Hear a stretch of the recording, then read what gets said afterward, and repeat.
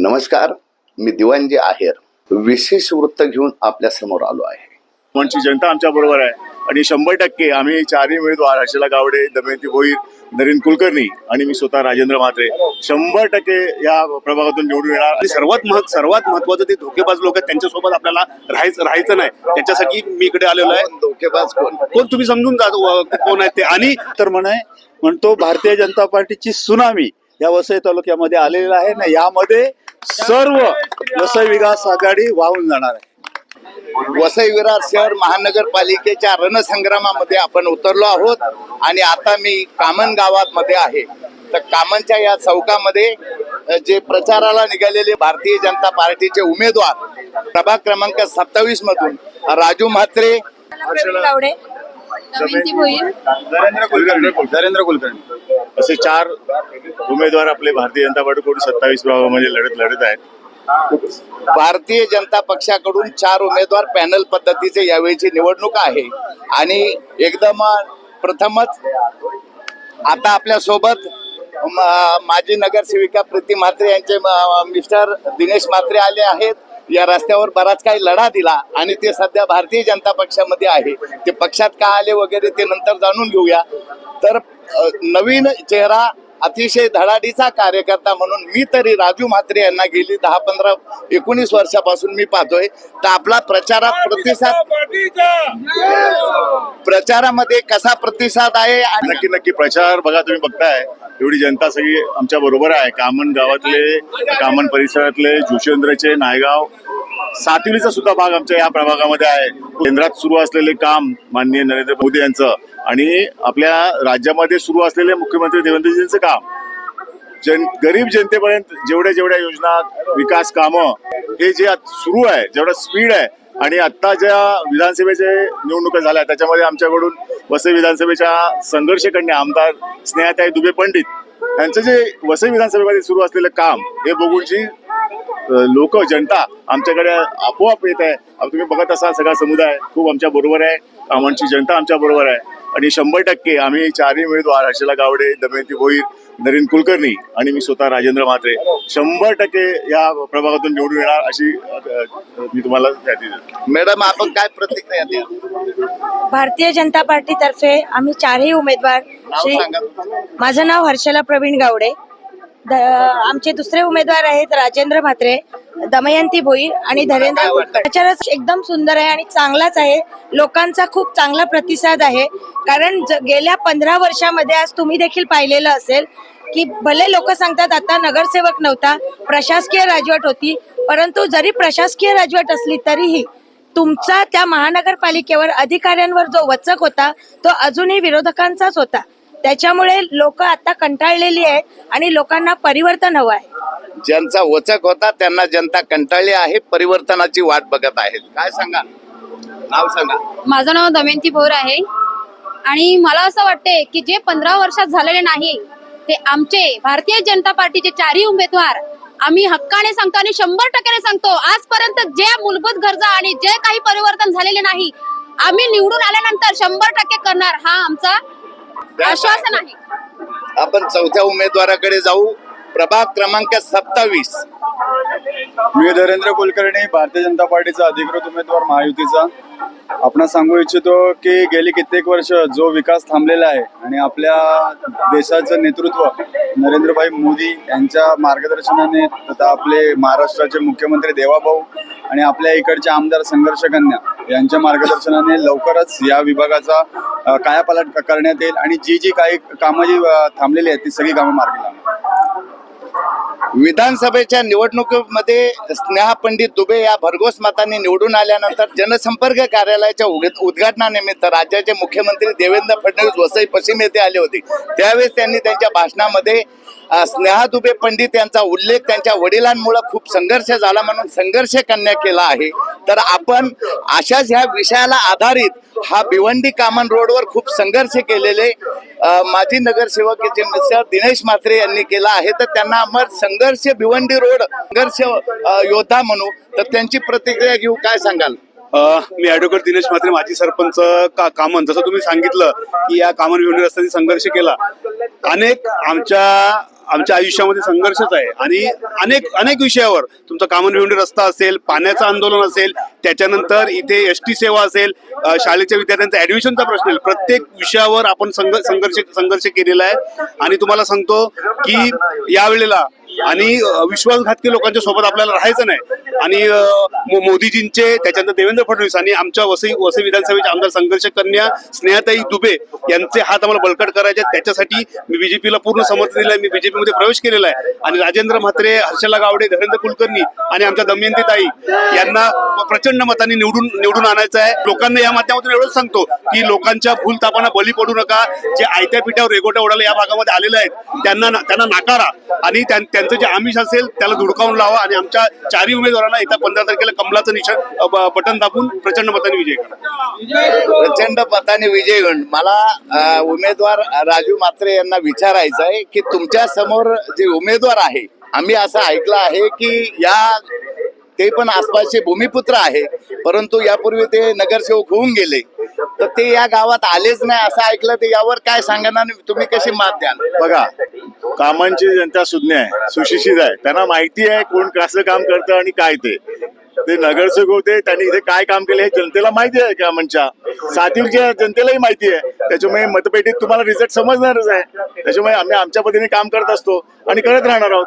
त्याच्यामुळे रिझल्ट समोरच येणार आहे. तुम्ही जनता बघताय सगळे, बरोबर की नाही? खूप डेव्हलपमेंट आपल्याकडे होणार आहे. मला वाटतं पालघरचं वाढवण बंदर आहे, एअरपोर्ट आहे, त्याचा उपयोग आम्हाला वसईच्या जनतेला होणार आहे. बहुजन मध्ये गेले, बहुजन मधून आता भारतीय जनता पार्टी, तर या पक्षाने तुम्हाला काही रस्त्याबाबत आश्वासन दिलंय का? नक्कीच. मी जेव्हा प्रवेश करताना स्नेहाताई दुबेने सांगितलं की बाबा माझं रस्त्याचं पहिलं काम झालं पाहिजे आणि गावाचा जो आमचा पाण्याचा प्रश्न आहे वर्षानुवर्ष प्रलंबित आहे तो सुटला पाहिजे. आणि सर्वात महत्वाचं ते धोकेबाज लोक आहेत त्यांच्यासोबत आपल्याला राहायचं नाही. त्याच्यासाठी मी इकडे आलेलो आहे. धोकेबाज कोण तुम्ही समजून जा कोण आहेत ते. आणि ज्यांनी मला विकासाचे आश्वासनं देऊन त्यांनी मला घेतलं होतं, त्यांनी कोणत्या प्रकारचे ते आश्वासन पूर्ण केलेलं नाही आणि त्यांच्याकडून कामं होणार नाही. ते फक्त फुलथापा करतात. त्याच्यासाठी मला बीजेपीला समर्थन द्यायचं. भारतीय जनता पक्षाचे हे उमेदवार प्रचाराला निघालेले आहेत, त्यांना शुभेच्छा देऊया.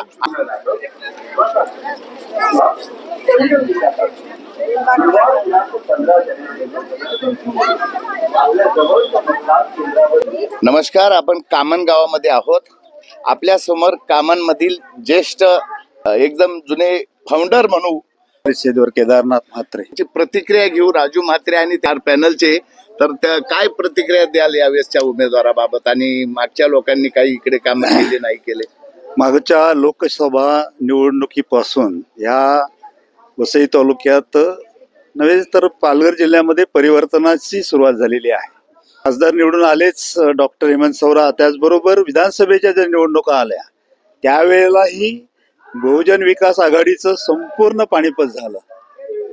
विकासाच्या मुद्द्यावरती निवडणूक झाली होती आणि कौल नागरिकांनी विकासाच्या बाजूने दिला.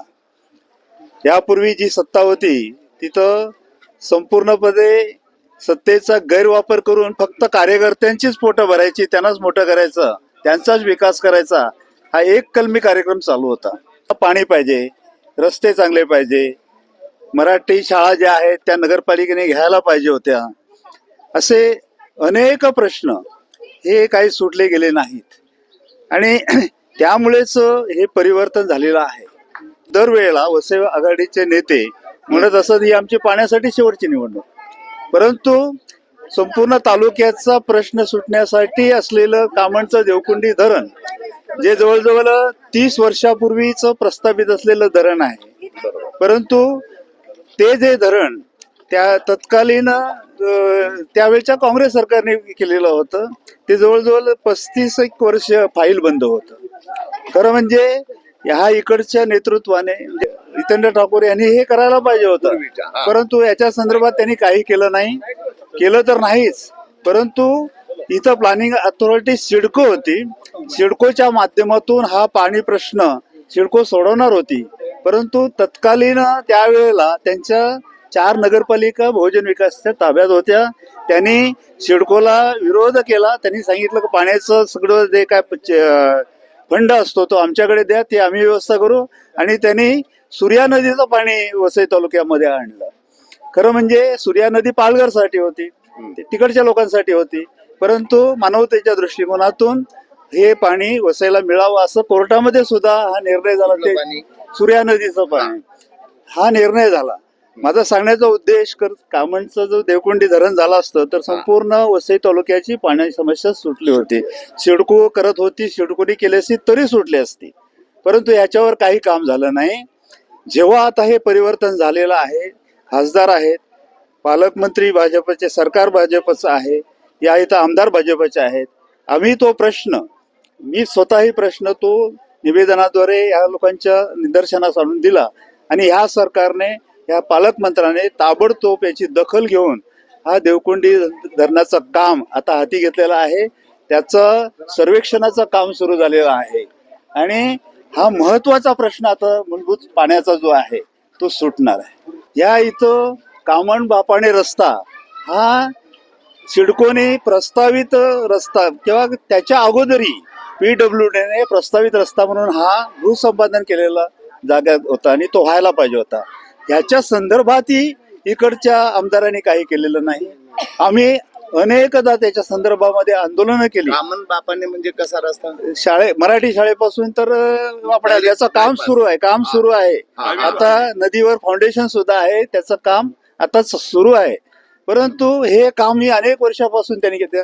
जेव्हा आम्ही त्याच्यावर प्रचंड आवाज उठवला तेव्हा कुठे त्यांनी त्याच्यासाठी पैसा मंजूर केला, फक्त दाखवलं पैसा मंजूर केल्याचं. खिंडीपाड्यापासून जाणारा रस्ता तो, पण तो रस्त्याचं काम आम्ही भारतीय जनता पार्टीच्या माध्यमातून या इथं रास्ता रोको आंदोलन किंवा गावकऱ्यांच्या माध्यमातून आंदोलन असं केल्यानंतर त्या रस्त्याचं काम सुरू झालंय आणि तो रस्ता होणार आहे.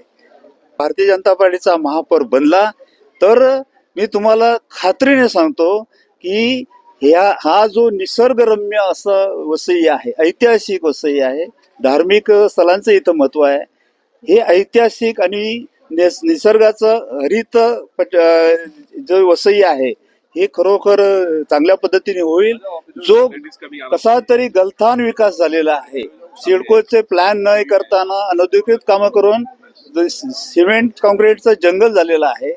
मला वाटते जंगलातली जनावरं तरी चांगली राहतात, पण त्याच्यापेक्षा बिकट अवस्था ह्या चालीमध्ये राहणाऱ्या लोकांची आहे. नाही त्यांना गटर, नाही पाणी, नाही संध्याची व्यवस्था, नाही आरोग्याची व्यवस्था, तर ह्या सगळ्या समस्या आहेत.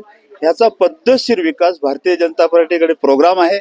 त्याच्याने परिवर्तनावर अधिक शिक्कामोर्तब होईल. मी तर म्हणतो भारतीय जनता पार्टीची सुनामी या वसई तालुक्यामध्ये आलेला आहे ना, यामध्ये सर्व वसई विकास आघाडी वाहून जाणार आहे. जय श्री राम, भारत माता की जय. वंदे बारी बारी सबकी बारी, इस बार कमल की बारी. बारी बारी सबकी बारी, इस बार कमल की बारी. जय श्री राम, माता की जय.